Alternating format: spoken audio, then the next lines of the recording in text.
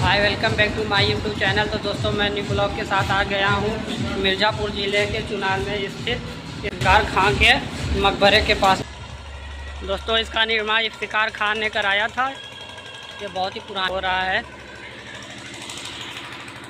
अगर आप चुनार घूमने आते हैं तो चुनार से 4 से 5 किलोमीटर या दूर पे है। आप यहाँ ज़रूर आइए घूमने।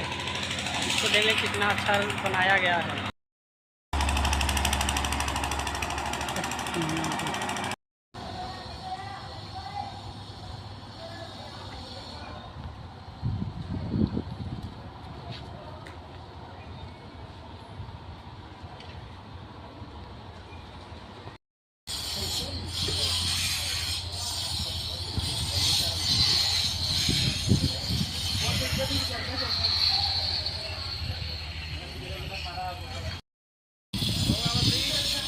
हाँ, आवत है।